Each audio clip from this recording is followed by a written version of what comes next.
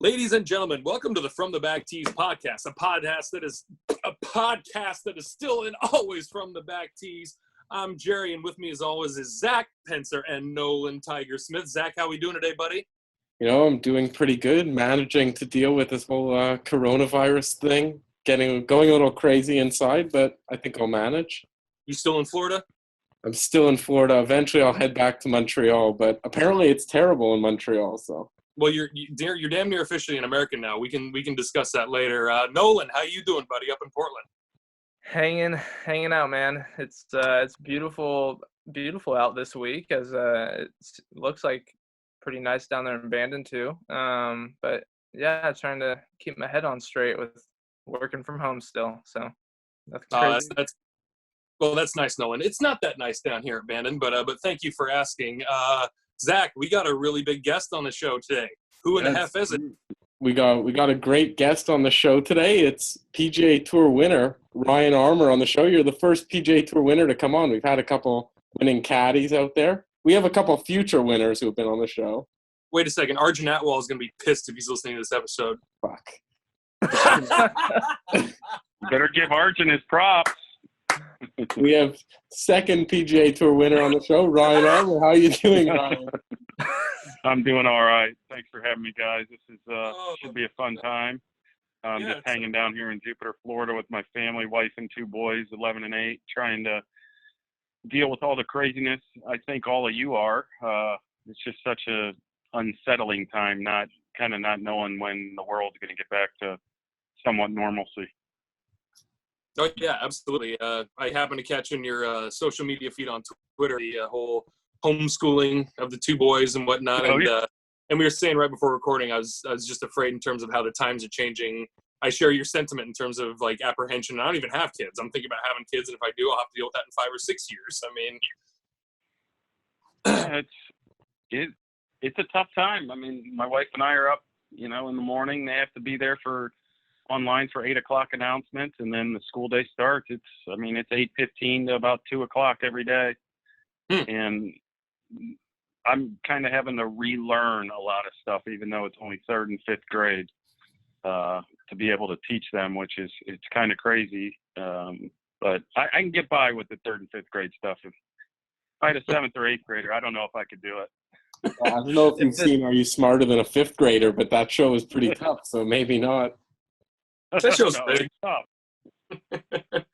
So, Ryan, well, real quick, Zach, Ryan, in case anyone's living under a rock, can you give us, like I like to tell for a lot of the caddies or industry types that we have on the show, can you give us your elevator pitch? I mean, where you're from, where you went to school, what got you into golf? Because I know we all know you've been around the block a lot. You're a tour winner. You've been a grinder on the sub tours and whatnot. But I mean, how did you get into golf? I grew up in Akron, Ohio, a suburb of Akron, Ohio, and played all sports growing up. As you know, growing up in the North, everything is seasonal. So by the time I was in like 7th grade, I narrowed it down to basketball and golf. Played, basketball through high school, and then ended up going to Ohio State. Played all 4 years there under Coach Brown. 3 years, wasn't it? Yeah, I wasn't All-American, but I don't know how many years. I probably just won. But that's a big deal. I'm not going to lie. And then turned pro.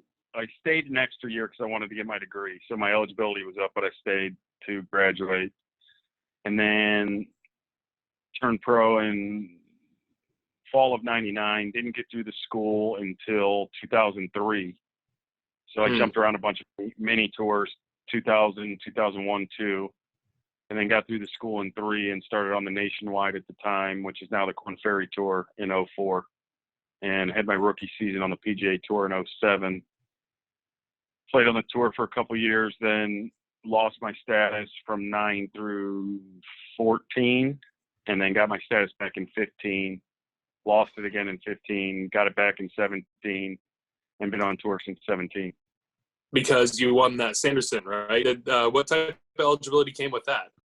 I think I'm still playing out of that right now, actually. Wow. Because I won in the fall, so that counted as a win in 18. Okay. I just assumed. So I'm sorry. you so since you win a fall event, that counts as like the next year. You know, we have the wraparound now. Yeah. Yeah. So I won in the 17-18 season, so I'm exempt all of that season and the following two. So 18-19, 19-20. Gotcha. Okay. Gotcha. Cool. The wraparound confuses all of us. Yeah. I just discovered it like 4 or 5 years ago, honest to God, and I thought like I was a really astute golf viewer growing up. I mean, I thought the golf tournament started with the Mercedes Championship in Kapalua January 1st every year. Like, I just thought that's what it was. Man, that's the 12th tournament of the year now. It's crazy to think we have 11 in the fall. Yeah, and it was very ignorant of me also to think that the PGA Tour was mostly played on American soil when it's just like, well, it doesn't have to. I mean, and that's why, you see guys tearing up overseas and like Justin Thomas when he was winning overseas a bit. I mean, or overseas. It was the PGA Tour, for crying out loud. You got somebody there in the room with you? Yeah, my wife's flashing me right now. Sorry. Hey, we got a podcast first. Don't worry, it's just on a worldwide podcast, #1 podcast in Turkey, so they'll love that. I love it. We got to update those numbers because, yeah, #2 in Canada, #1 in Turkey. So thank you, Mrs. Ryan Armour. So I gotta ask you, you've been on the tour a while, like you mentioned, you've been through the ringer, playing all sorts of fields. How was it that you managed to keep your motivation for so long, and then you ended up winning so late in your career? Yeah, I don't. You go through a lot of self-doubt. I don't want to lie about that. But, I mean, a lot of credit goes to my wife. She was a big motivator because she was just like, listen, you put in so much time. I've seen you play well. Money isn't an issue because I'm kind of a saver. I don't spend a lot. So I had a couple good years on tour, and I only had 1 year from 2003 through 2015 where I had a net loss. So, really, when you're on your own, to only have 1 year as a net loss, not playing the PGA Tour, you did all right. And I was able to save money. And like I said, I wasn't a big spender. And she was just like, let's be honest, what else are you going to do? I mean, what was that you degree? put so much time and energy. Wait, whoa! Time out. That's like that. No wife would ever say that when it comes to golf. That's. Think about it, guys. Like every single wife out there she has completely the opposite view of that. I agree with that. I mean, she was. I'm one of the lucky ones. I mean, she's been nothing but supportive, and she understands when you got to go practice, and you get up early, come home late, and I mean, she's pretty good-natured about it all. Very good. Very good. So what was your fallback plan? What was that degree that you got from the Ohio State? Oh, come on, Nolan. It was communication. The professional athlete playing Ohio State University. It was communication. You're right. Yeah. So a funny story about that. I started off in finance, and accounting is a weed out at Ohio State for the business school. And I go into accounting, first level accounting. I think it's accounting 211. My spring of my sophomore year, and I hand the prof my schedule, and we're going to miss 8 of 10 weeks that spring. And he just flat out goes, you are not passing my class. You might as well drop it right now. And I went, whoa, you're not even going to give me the chance? He goes, you got no chance. There's no way with this schedule you'll pass my class. I went so fast over to the academic counselor, I just go, how can I get out of this major because I can't pass this class? Jesus. Well, I mean, you're speaking to a college student, Zach, and Nolan, you went to college. I can't relate because I haven't been to a academic institute yet. So I did accounting, so yeah, no, I could tell you it's way too difficult. Not recommended for anyone. Well, clearly I'm doing this, so. That accounting went a long way. Yeah. Well, hey, we've been doing this for a year and a half. Well, a year for the podcast, more for the website.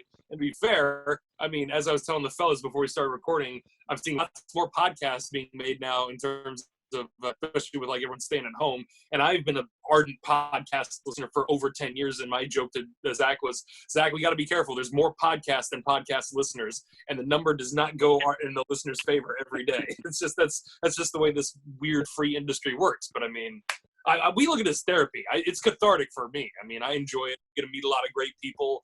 We get to like bullshit about a lot of fun things or whatever. And And who knows? It might turn into. I mean, things start off smaller than this. So. Absolutely.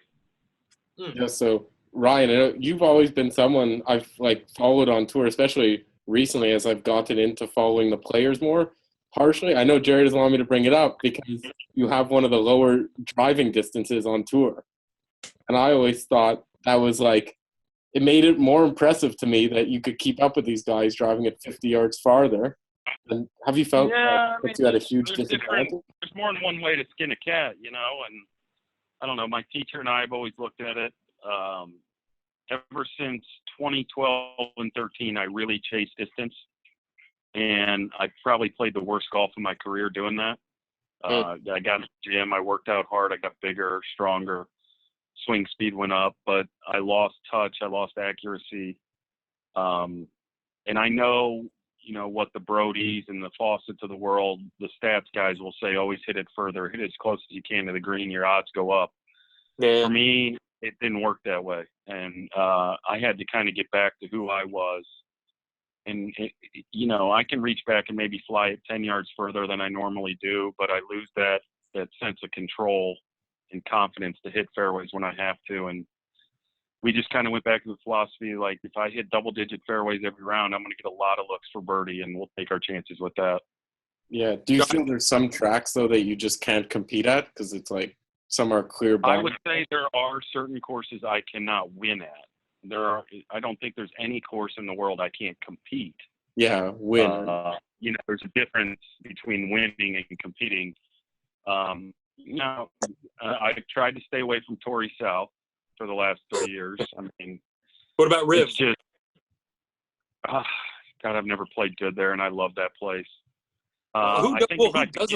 I think if I could get Riv at a different time of year, it'd be all right. It's just so soft in February. That's a good point. That's a very, very good point that they play Riv so early in the year. I mean, it'd be so much different.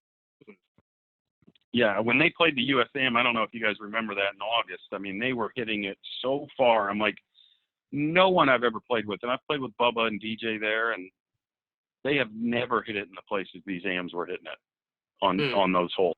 I mean, it was just getting out there. They had, it was warmer temperatures in August. It was bouncing, and we just don't get that. The ground is soft and almost really, really sticky. Well, so then, sorry to derail it then. So other than Torrey, is there any place that, because this is something, real quick, thank you for throwing me under the bus, Zach. This started off with him saying, hey, he's got a low driving average, whatever. I'm like, yeah, you can bring that up. I'm not bringing that up. And then he's just okay. It doesn't offend me. I actually take kind of pride in it. I laugh about it all the time. I would take pride in it. That's my point. Everyone else is bombing it down. No, I just looked at it like Zach wanted to talk about the opposite. That was all. Yeah. I kind of giggle about it all the time. Zach Johnson has 2 majors for crying out loud, and he can't hit out of his shadow. And Jim Furyk has 1 major, but one of the best golfers ever. He can't hit out of his shadow ever. It's not about distance. I'm not saying it's about distance ever. No, I mean, there are spots. I mean, I'm not going to, I brought up Torrey, Wells Fargo is another example at Quail Hollow. I mean, those are certain golf courses that length is really, really an advantage. But for the most part, if you hit it where you're looking, you're going to play well. Okay. I mean, my issue at the beginning of this year is I haven't been hitting it where I'm looking. So. No, we got to get your eyeballs on the prize there.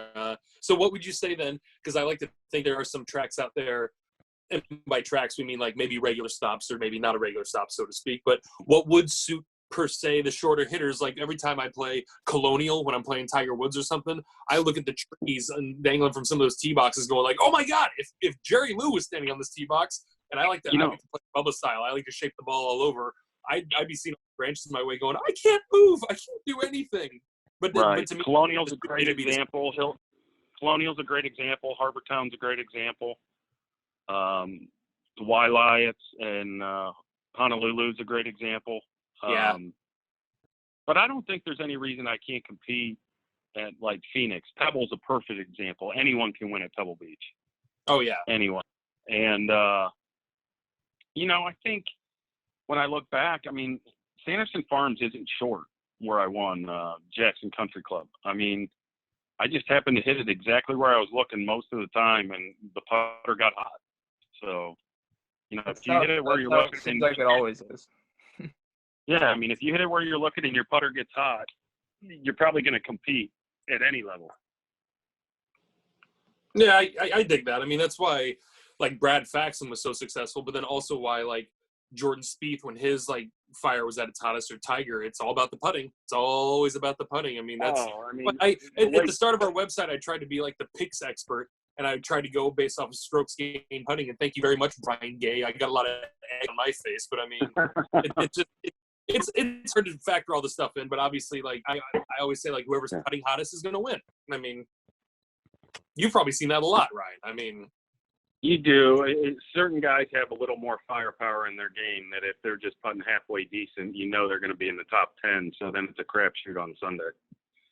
mm-hmm. I mean, Rory they're just all, I mean, I'll give you an example. I was paired with Dustin in the final round at Memorial a year ago, or 2 years ago, maybe it might have been. I can't remember. And we're on number 10, and the hole's 490 uphill. And I hit it out on the dog leg, and I have 6-iron in to a back left pin.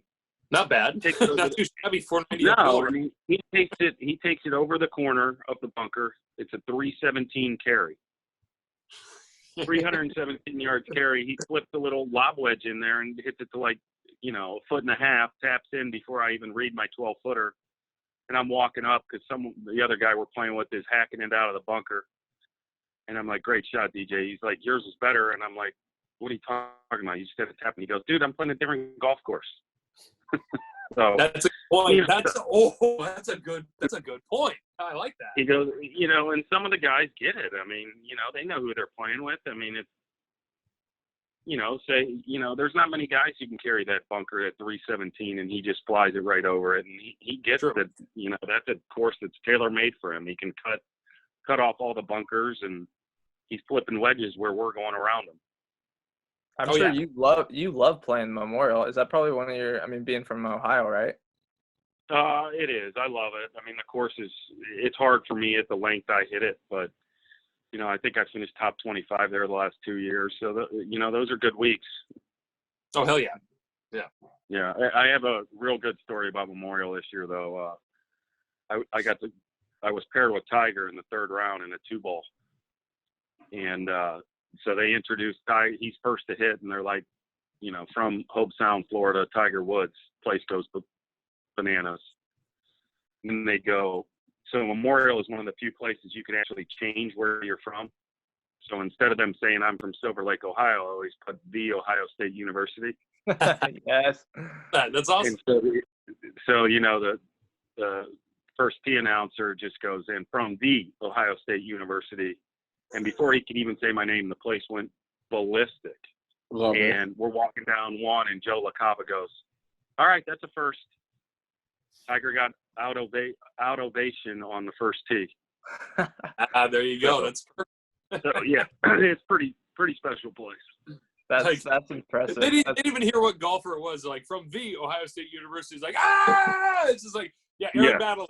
It's like, what, just so yeah, they didn't care. So are you a big, I'm sure growing up you were a big Jack fan then? Absolutely. I watched the 86 Masters last night. All right, well that gets me to the question then. I mean, you grew up playing with Tiger and you played with him your whole career. Yeah. Who takes the cake, man? Who do you like between Tiger and Jack? You can answer it however you want. You don't have to go directly. But I want to know your take. I'm going to kind of be politically correct on this one. Which That's okay. Which is very not like me. But I had never played with Mr. Nicklaus back in the day. So I didn't see how dominant he was. I had seen up close how dominant Tiger is at every level.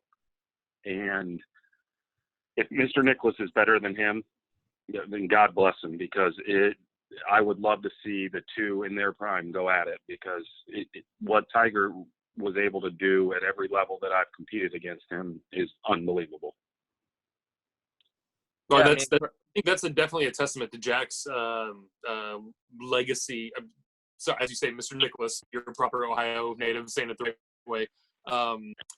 I mean, he had longevity, which like even, and that's the thing. Like I always love to throw at Nolan to be like, oh, the only thing Tiger doesn't have is like, but nobody has is Jack's entire career, and Tiger had like, you know, his star burned the brightest for 9 years, brighter than any professional athlete that we can really measure. But Jack Nicklaus was there the whole time, from like the 60s through the 70s through the 80s. I mean, it was just, he was ruling decades. And if it weren't for guys like Lee Trevino spouting up or whatever, I mean, there weren't too many guys who really had his number. I mean, what was that when, wasn't it like 98 or something? He got within like 2 of the lead on the back 9. Yep. Oh, yeah. He's 58 years old. I mean, that's unbelievable. Yeah, it was 98 Augusta, the year Marco Mero won. I think so. He got to within like 2 of the lead, or it might have been 96 or 8. I can't remember which year, but it wasn't Tiger year 97. You're right. It was. I think it was 90. You're right. 98, Ryan. It was 98 because Tiger had already not necessarily arrived, but he'd already won his first major. But yeah, I get what you're saying. I remember thinking, whatever age he was, it's much like, gosh, Tom Watson, going up in the Open Championship about 10 years ago. Bernard Langer was in like the I feel so bad for Stewart Cink. Oh yeah. I mean, Stewart Cink, the nicest chap out there, obviously. Oh my God! He's got to be the one who knocks out Tom's crutch when he's like needing it the most. I mean, he's been even Tom said like on the 73rd tee, "I'm tired." I mean, Jesus, the man was 58 years old. He's gonna set a precedent that would have been. I'm sorry, Nolan. That might have been the coolest thing ever if Tom Watson would have won a major championship like well past the golden 50. I mean, I remember watching. I think it would have been the coolest thing. Yeah. And you're right. Stu had to keep us from quite possibly the coolest thing in golf, and it couldn't have happened to a nicer guy. That's why we don't really give him too much crap for it. So I got more Tiger stuff for you. All right. He's our Tiger writer. Sorry. I have to. He's probably going to bring up Portland. I didn't bring it up. You just brought it up. So Waverly Country Club. Yeah, pretty close here to where I'm sitting right now. You had a 2-up lead on the man, the myth, the legend. Yeah, I did. Is that right? Okay. Yeah. Tell me what happened after. What was going through your mind when you gained that 2-up lead? I think you birdied a hole, and then Tiger missed a par putt.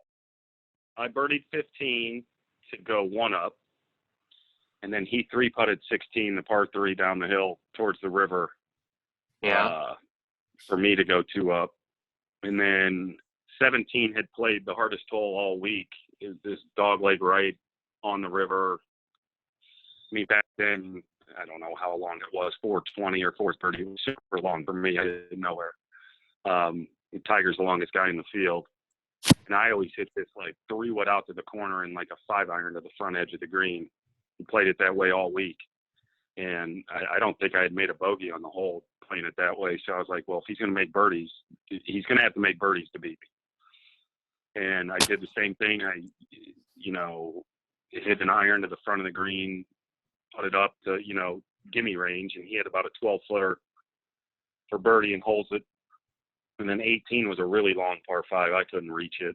So I played it as a 3-shot hole. Every time I played the hole, I had 2-iron off the tee. I hit it like a 3-iron down the fairway and a pitching wedge to the green.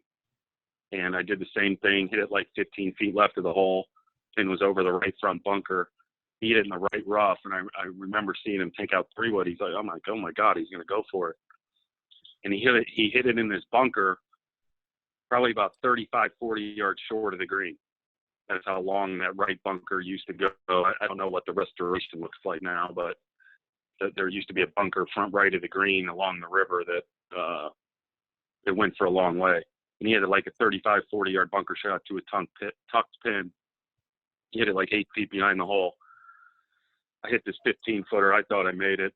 Went like a foot past. He gave it to me, and then he holds it to go to sudden death, or extra holes as the USGA calls it. Mm-hmm. And then kind of an anticlimactic finish. I hit kind of a crappy 7-iron into the green on 1 and lagged it up there about, I had like 50 or 60 feet. and hit it about 4 feet past the hole. He had like 28 feet, and he left it about 2.5 feet underneath the hole, and I missed the 4-footer down the hill. Kind of horseshoed on me, actually. I thought I made it. And then he tapped in from 2.5 feet for the win. Man. Now, it sounds like you've definitely told that story a bit. I mean, as you're I don't know. You know, probably every interview I've ever given. Yeah, so for those of you who were listening, that was the 93 U.S. Junior Am out here at Waverly Country Club. Another funny story about that week is I beat Charles Howell in the semifinals. Really? Yeah. Dude, Charles Nice. Charles and I always joke around about it. Yeah, he has a very. I'm a big advocate of trying to make Charles Howell III one of the greatest players without a major. Just in that, me and Kip Henley have actually talked about it, where he makes so many cuts that he literally plays twice as much golf as anybody else. So who cares how much money he's? Nobody has logged more signed scorecards than that guy in the past 20 years. I mean, his level of consistency is amazing. Him and Furyk. I mean, I know Furyk has a major, but I mean, Furyk. I mean, I'd like to have a comma in his retirement account right now. Oh, for sure. But I mean, if you look at, because I hate to say it, I always stick to the money leaders when it comes to like the PGA Tour. Like, and Charles Howell is at 20th, 22nd, hovering right around there. He's doing really good. And Furyk's actually like 5th. There, it's Tiger, Phil, VJ, Dustin Johnson, and Jim Furyk are like the top 5 earners on the PGA Tour all time. I mean, so Jim's up there. I mean, he's got position. So, Nolan, if you got another question, chamber it up real quick. Zach, I know we got some Twitter questions for Ryan. I'm going to get some housekeeping out of the way real quick. Thank you, everybody, for watching us on YouTube right now. If you're subscribed to our YouTube channel right now, if not, do so. Do so. It's the wave of the future, even though it's well into the 21st GD century. Also, please visit for all your head cover needs, GorseGolf.com. We are proudly brought to you by Gorse Golf Head Covers. My boy Crazy and his lovely wife Christine make wonderful head covers out there that are just as good as anything else you see and literally half the price. And if you put in our promo code From the Back Tees, all one word, you get an additional 10% off your purchase. Please, From the Back Tees, all one word, in the promo code, 10% off. And From the Back, FTBTpod, questions@gmail.com is our email for any questions. But please, subscribe to the YouTube channel. We're having a ball with this, and it's going to get nothing but better. So, Zach, you got anything you want to share with? Well, I know the tour schedule. They came out with a revised schedule today. So, one, how confident are you that they're going to be sticking to this and nothing will change? And two, if it is, how excited are we that we're finally going to get some sports back? Which one did you see? I saw the one with the PGA Championship August 3rd to 9th. So I guess not that confident that it's going to happen. Well, that's just the majors. Yeah, no, and then it also had like the Wyndham August 10th to 16th, Northern Trust. Yeah. They were talking about doing the Memorial with no fans, right? Yeah. Yes. No, that won't happen. The Memorial is adamant that they're going to have fans, so they're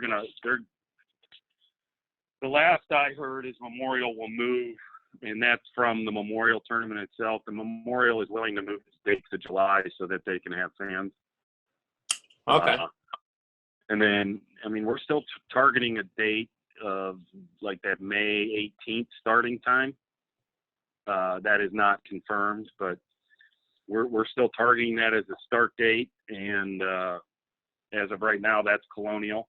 The way I understand it is they will give us 30 days notice if we will be able to play, because international players have to get over here and then probably self-quarantine for a little bit. Mm-hmm. And before they're able to be out in public practicing and all that kind of stuff. And to make it fair, I mean, logistically, what the tour is trying to do is pretty much a nightmare for everybody. I mean, they're working so hard at headquarters right now, and I mean, I don't want to, pump up the higher brass, but they're working overtime and a half right now, trying to piece together a schedule for the rest of the year. It's not so much for you guys as the employees making money. I mean, us fans, the droves and droves of fans short for fanatic, and whatever the sport, it's, we've all been, doesn't matter what your weapon, choices here. We've all been kind of put in hiatus. I mean, even professional golfers like yourself have favorite sports that you're not watching right now. So yeah, I mean, I've never watched so many 30 for 30s in my life. well, you should watch those in the first place, dog. Those are great. Come on. Wait, all right, quick question. What's your favorite 30 for 30? Lakers Celtics. Oh, that's a good one. See, now, I'm a closet Lakers fan being from Oregon and whatnot, but ultimately my favorite for 30 for 30 was 4 Days in October. That one about the Red Sox coming back on the Yankees. I've seen that one. It's good. It's terrible. Just watch Fever Pitch. Well, Nolan is a Yankees fan, so that is valid. But I mean, in terms of Nolan, Bill Simmons said it best in the documentary. Why do they bunt on Schilling every time? Why do they bunt at him every time if his foot was all busted up? It was busted up. It wasn't a hoax. Why do they hit it at Schilling every time? That's it. Oh, it was just theatrics. It was not. Oh God. Yeah, he painted that with a Sharpie in the dugout, didn't he? Yeah, that's right. Okay, you know, watch the doc. It's a really good one. It's one of my favorites. And like I said, I'm a Dodger fan. I got no skin in the fight whatsoever. So. I think but back to your thing about the schedule, I think what most of us are having a hard time is, like, I'm lucky down here. The weather's good, and one of the golf courses I belong to is actually still open. Another one is closed because of the virus, but I could actually go out and play and practice and just to stay, with the game and maintain healthiness and all that stuff. But most guys, may live in a state where they're not allowed to go out and play golf. Mm-hmm. And then there's no target date. So they need to give us that date so we can start setting our goals, knowing when to amp up our bodies, amp up our mental practice, and, just getting the routine of like, okay, I got to start here in 21 days. So I probably need to go somewhere for the guys that can't practice where they're at, I need to go somewhere to, kind of get this body in motion. Oh yeah, knock the rust off. I mean, this is, as I was just telling a friend of mine today, coming into this little lockdown phase, I was in the wrong spot golf-wise because I like to think I'm mentally myself pretty okay at golf or where I should be. But coming into this little lockdown, I was on a down slope. So now it's like, so now when I come out of this, if I don't practice enough or play enough, I'm going to come out lower than I started, as opposed to I mean, reset it. That's what I'm trying to, I dog. I got a 12:30 tee time at Old McDonald tomorrow, and I don't know how I'm going to not break 90. That's like where my brain's at right now. There's no have no expectations. Come on, man. Thank you. No, I need that. He's right. He said it. Ryan Armour told me best. I'm going to carry it with me in my life. Reset. Just get it back down. Yeah, reset. Well, as you guys know, Ryan doesn't know, but I'm out in West Palm now, so all the courses are closed. I'm currently attempting to make my mini tour debut, which is very concerning. Oh, I'm a terrible golfer, by the way. It's just going to be good video. Reset. But you must know Reed Martin, like the 7-foot caddy on tour. He's Who's Hubbard's caddy. Do you know Hubbard's caddy, Reed Martin? Oh, yeah, I know Hubbard's caddy. Yeah, okay, so we're like good buddies with him, and he's going to come out and caddy for me at the event, and hopefully I don't shoot 100 over. That's the over-under. Right. Where are you going? I have no idea at the moment. It's all gone to... That's how strong his mental game is. He doesn't even know the time or place. Does not matter. I was aiming for this year, but now it's looking like it might be delayed to like early next year. All right. Zach, this could be a fun bit. It won't work right now for Ryan, but it could work for future guests where we keep stringing them along without telling them your handicap, but your mini tour aspirations all the same. Yeah, they're like, guy's coming for my job. No, I'm going to be so far behind second to last place. You have no idea. But you're on record of having the strongest mental game I've ever heard anyone say they have. That's true. I do. Nothing phases me. 4-putt, I'm on to the next. All right. I like it. Does not matter. Is that not a badge of honor? I can think of millions of golfers who cannot think that way. And Zach's already overcome, we're trying to overcome the first 9 hurdles. He just jumped over the 10th. Yeah, and he's going to sort out the rest later. I hit it in the water 10 times in a row. Still going for it. Yeah, you got another ball, right? Exactly. Is there a limit to the amount of balls you could use? What if I need 40 balls? Not that I know of. As long as they're all the same. Do you get a time penalty on a hole if you just can't finish the hole? The people in your group might get a little upset. Well, we got to ask Kevin Na that. Road. Because Kevin Na's taking a couple big numbers, and whether no matter how hard he was trying or not, those numbers equal time, especially when you're hacking it up in the briars. I mean, or look at Jordan Spieth at Birkdale. I mean, in 17. Which, by the way, folks, I'm sorry. For years, I've been saying he won in 15. That was a mistake of mine. I apologize. I don't know where that came from. So, Zach, do we have, unless Nolan, you can throw an extra question here while Zach queues up the Twitter questions. But what do we got, fellas? Yeah, I got them up here. So we got a couple Twitter questions. We sent out some feelers. Dustin Diaz, PGA professional, he asked, what young player do you think is going to be the next breakout star? Ooh. No, wait, hold on. Wait, hold on, guys. Let's quantify what a breakout star is. Are we talking like Victor Hovland, Matt Wolff, or something less than that? We're talking Victor Hovland, Matt Wolff. Good. Okay. Now I don't know if he hasn't broken out already, but I said this last fall. I thought Sungjae Im would be number one in the world at some point. That's a big, yeah. That's guy's a pounder. The guy's a pounder. And the only thing that would allow him not to get to number one in the world is he plays too much, I think. Really? I'm sure now he's probably going to slow it down, especially after winning. Oh, I don't know. I don't think know he's if he gonna knows keep it it up? better. That's good. Thank you, Ryan. Good point. That's a good point. Yeah. I love that pick though. Sungjae Im is a baller, and he's got a long career ahead of him. Hopefully. Oh, absolutely. Well, if I knew that pick like a couple months ago, I'd be a rich man right about now. Well, Zach, you and I have been picking since the beginning. We haven't gotten Dick right here. I mean, so That it's is like, correct. we would have been rich man lots of opportunities. If you would have known that early, you could have just funded that mini tour career for a long time. That's right. Now I just got one event. I thought you were going to say me, to be honest. So I'm a little hurt. I wonder what the longest stint on a mini tour is. Like, who has got the longest career? Who's the Crash Davis of mini tours? Well, you got to look up Patrick Sheehan. You got to look him up in Orlando, man. He's just crushing the mini tours.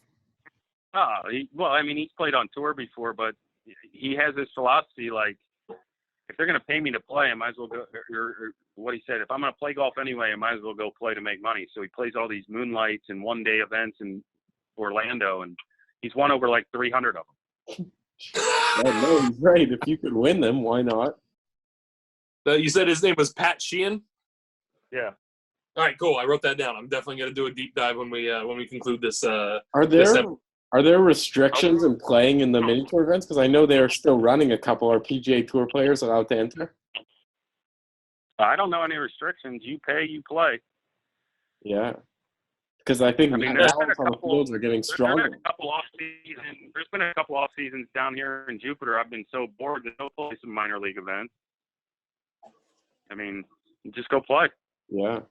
Good point. Well, question number 2. That was a good answer. Good pick. Well, this was, what were you relative to par for the week and versus Tiger at the USAM? But I don't know. I mean, it's match play, so yeah, he may have played more holes than me. I may have played less. I have no clue. Not a good question, Grant. But no, well, not necessarily. I mean, I think in the 2 rounds of stroke play, he did beat me. He finished.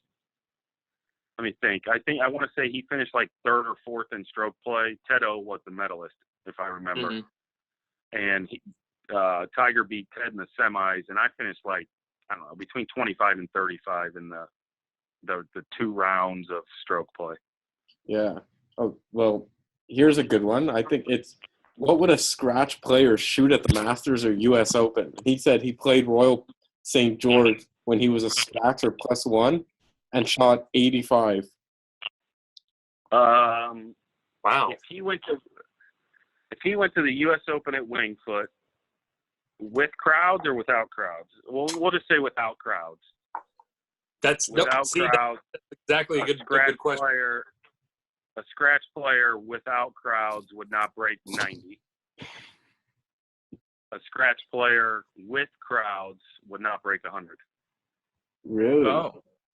So you think the crowd, as in the atmosphere, creates that much of a Absolutely. Yeah. If you're not used to it, because they wouldn't. Ryan, I knew you you guys were good, man, but I didn't know you guys were freaking astronauts. I mean, in terms of like handling that type of pressure, because it's easy for us to say like, oh, I wouldn't think about the crowds if they were watching me, but you don't see them there. But I mean, I just like I believe your figures. I just look like, oh, really? The crowd has 10 strokes just because they're there? Jesus, I thought you get a few banks off the grandstands or something.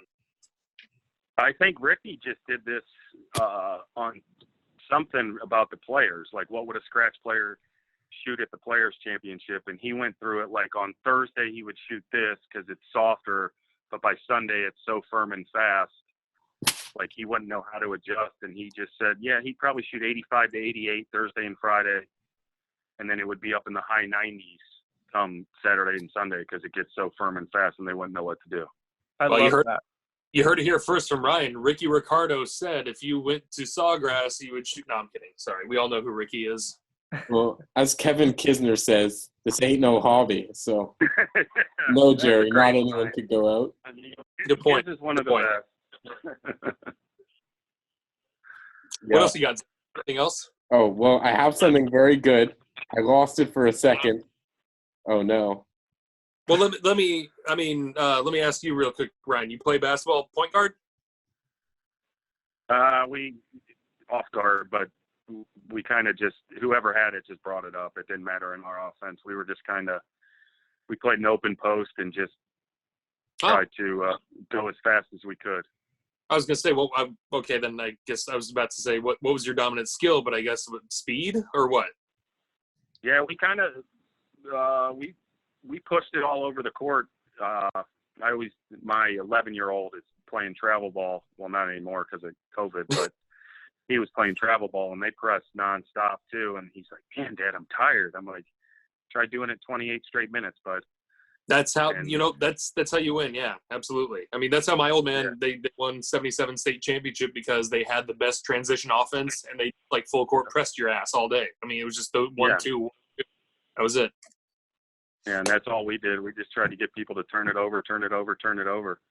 Mm-hmm. Oh, yeah. I mean, so long as you don't get gassed and so long as you have good stamina, I mean, just being in somebody's face all day, just being fast-paced all day, eventually your opponent's going to crack.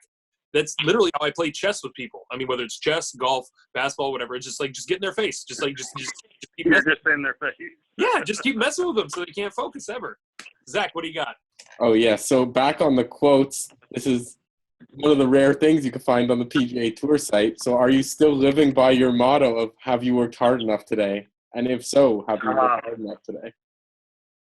I don't think I have. I mean, I did do a 15-mile bike ride, but this whole homeschooling thing has had to take a little hiatus. Hey, that's hard work. So that is hard work. It is. I mean, I don't know how much it's keeping my sanity, but. Are you doing the Peloton against Rory and those guys? No, Zach. No. You gotta follow his social I do it outside. I'm on a bridge somewhere, like with a helmet and everything. Fair. Oh yeah. You gotta get on the Peloton. I have routes around here in Jupiter. I do, and I mean that's part of the great thing about living here, that we can always do our exercises outside. That's true. Yeah. Hey, you can do Sorry, it. my bike's back. You can do it here in Oregon too. It just might be wetter and colder. I'm sorry. Is there a hostage situation going on? Yeah, she's doing something now. Well, so I mean, hey, we're trying to keep those ratings up in Turkey, man. Thank you. Well, no, I mean, if she says any more, it's legally obligated. We have to show her face, and she has to be an episode cast member. So I mean. All right, hang on. How do I flip it? There we go. I was going to be a guest appearance. Oh my God! What a the dog's trying to save her. The dog's trying to save her. There you go.